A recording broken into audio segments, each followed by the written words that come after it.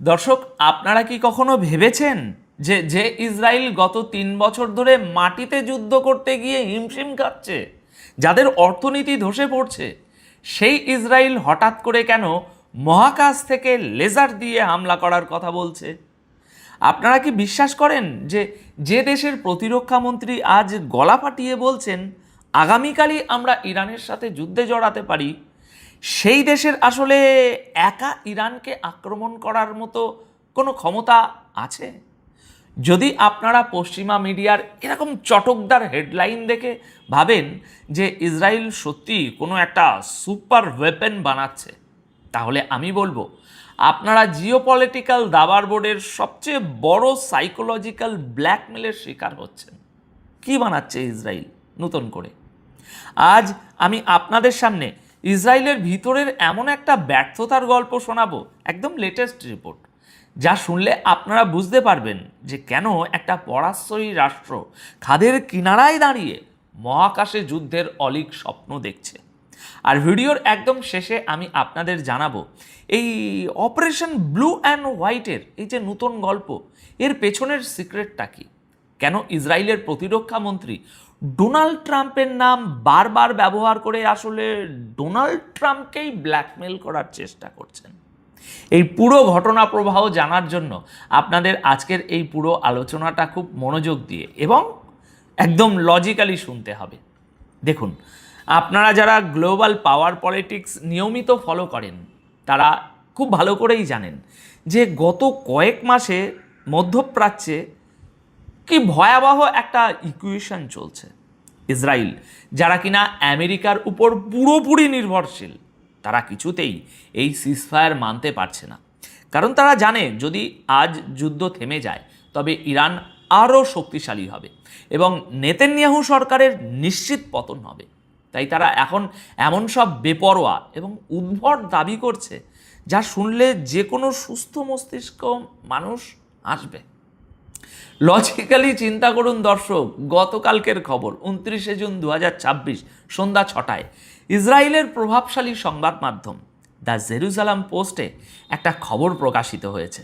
খবরের শিরোনামটা শুনুন, Israel deploying space laser to attack above the earth, Katz সেজ।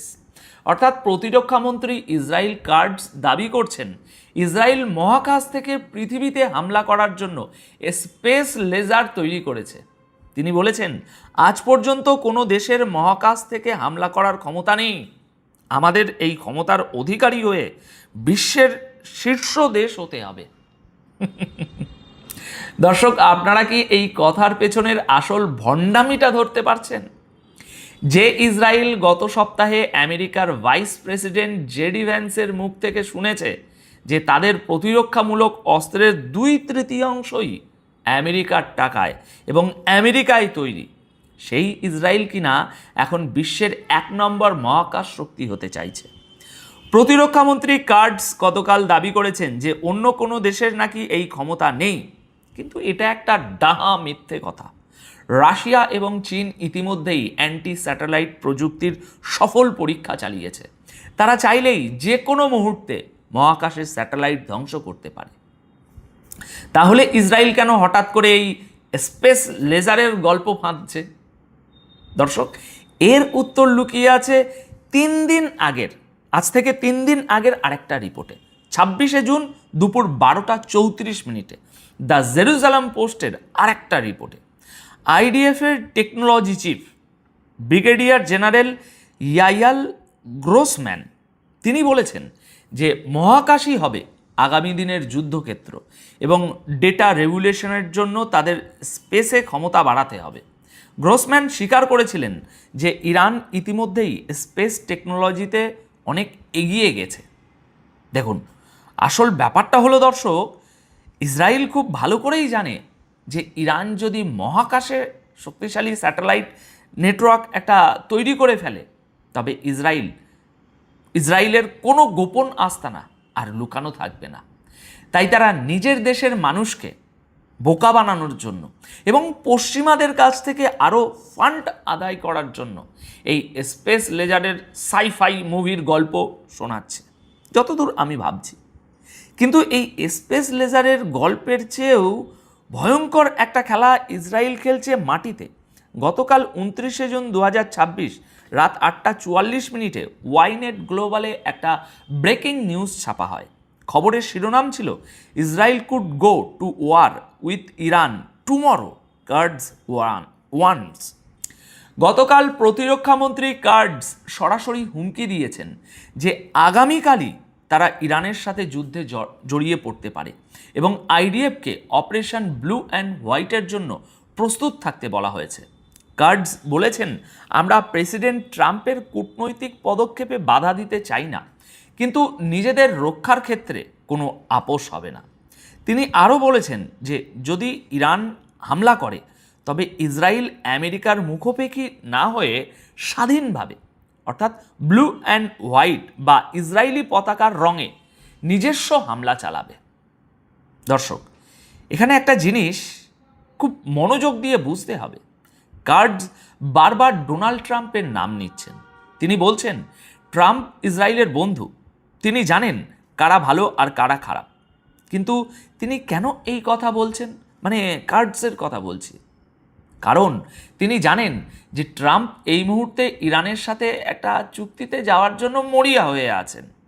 ট্রাম্পের সামনে মিড টার্ম ইলেকশন, তাকে ইকোনমি সামলাতে হবে, তাকে তেলের দাম কমাতে হবে আমেরিকায়। ইসরায়েল মূলত ট্রাম্পকে ব্ল্যাকমেল করছে।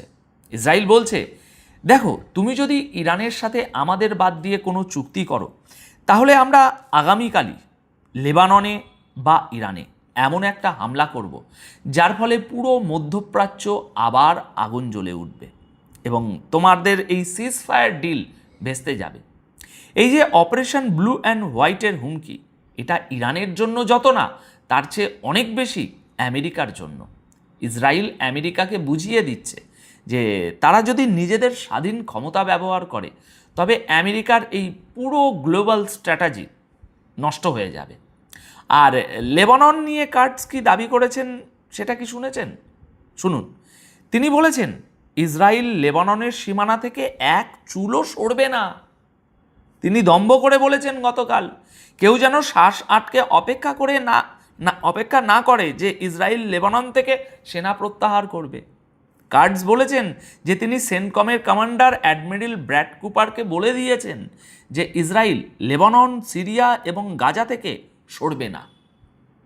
দর্শক, একটা ক্লায়েন্ট স্টেট যখন তার মাস্টারকে এভাবে শর্ত দেয়, তখন বুঝতে হবে যে সেই স্টেটের ভিতরে চরম প্যানিক বা আতঙ্ক তৈরি হয়েছে। শুধু লেবানন নয়, তুরস্ক নিয়েও ইসরায়েল একটা ভয়ঙ্কর আতঙ্কে আছে। কার্ডস বলেছেন যে এরদোয়ান নাকি তাদের সিরিয়া এবং লেবাননের সাফল্য দেখে ডিপ্রেসড, হতাশ। তিনি ভয় পাচ্ছেন যে তুরস্ক সিরিয়ায় অস্ত্র পাঠাবে এবং ইসরায়েলের আকাশসীমায় হামলা চালাবে। দর্শক, চিন্তা করুন, একটা দেশ একই সাথে Iran, Gaza, Lebanon, Yemen, Syria এবং তুরস্কের সাথে শত্রুতা করছে, আর তারা দাবি করছে তারা নাকি আগামীতে স্পেস লেজার দিয়ে মহাকাশ থেকে রাজত্ব করবে। এটা হলো সাম্রাজ্যবাদী অহংকারের চূড়ান্ত পর্যায়, যার শেষ পরিণতি হলো ধ্বংস। এবার আসুন সেই সত্যের কথা মুখোমুখিটা একটু হই। অপারেশন ব্লু অ্যান্ড হোয়াইটের পিছনে আসল সিক্রেটটা কি? লজিক্যালি ব্যাপারটা একটু পরিষ্কার করি। দেখুন, কার্ডস বলছেন তারা স্বাধীনভাবে হামলা করবে, কিন্তু আপনারা কি জানেন গত সপ্তাহে আমেরিকার কংগ্রেসে ডেমোক্র্যাট এবং রিপাবলিকানরা মিলে ওয়ার পাওয়ার্স রেজুলেশন পাস করেছে যাতে ট্রাম্প ইরানের সাথে যুদ্ধ বন্ধ করেন।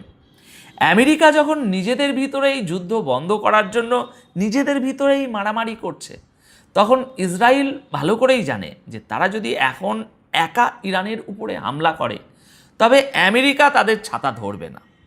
তাই প্রশ্ন হলো, তাহলে তারা কেন এই হুমকি দিচ্ছে? কারণ ইসরায়েল চাইছে ইরান যেন কোনো একটা ভুল পদক্ষেপ বা মিসক্যালকুলেশন করে বসে।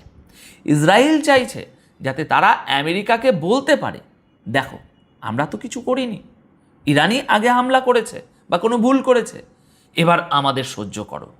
এটা হচ্ছে উস্কানি দেওয়ার একটা কৌশল। কিন্তু ইরান কি এত বোকা? নন ওয়েস্টার্ন দেশগুলো, বিশেষ করে ব্রিক্স এবং গ্লোবাল সাউথ এখন এই দাবার চালগুলো খুব ভালো করেই বোঝে। ইসরায়েল আজকে যে স্পেস লেজারের গল্প শোনাচ্ছে, এটা আসলে তাদের ভিতরের চরম নিরাপত্তাহীনতার প্রমাণ। যখন আপনি মাটিতে হেরে যান, তখন আপনি আকাশে রাজত্ব করার স্বপ্ন দেখেন। ইসরায়েল এখন বুঝতে পেরেছে যে যে আমেরিকার ঘাড়ের উপর বসে তারা এতদিন মধ্যপ্রাচ্যে দাদাগিরি করেছে, সেই আমেরিকা এখন নিজেই গ্লোবাল ইকোনমি এবং ডোমেস্টিক পলিটিক্সের চাপে পিছু হটছে। মাল্টিপোলার ওয়ার্ল্ডের এই নূতন যুগে পশ্চিমাদের তৈরি করা এই স্টেটগুলো এখন নিজেদের অস্তিত্ব বাঁচাতেই চরম হিমশিম খাচ্ছে। সেই জন্য এইসব উদ্ভট বুদ্ধি। এখন আপনাদের কাছে আমার প্রশ্ন, দর্শক, আপনাদের কি মনে হয় ইসরায়েল কি সত্যি আগামীকাল ইরানের সাথে কোনো স্বাধীন যুদ্ধে জড়ানোর সাহস রাখে, নাকি এগুলো শুধুই ট্রাম্প প্রশাসনকে ব্ল্যাকমেল করার একটা সস্তা কৌশল? আর লেবানন থেকে সেনা না সরানোর যে দম্ভ ইসরায়েল দেখাচ্ছে, এর ফলে কি তারা সেখানে একটা নূতন ভিয়েতনাম বা আফগানিস্তানের মতো চোরাবালিতে আটকে পড়তে যাচ্ছে না? লজিক্যালি চিন্তা করুন দর্শক, এবং আপনাদের মূল্যবান মতামত অবশ্যই নিচে কমেন্ট করে জানান।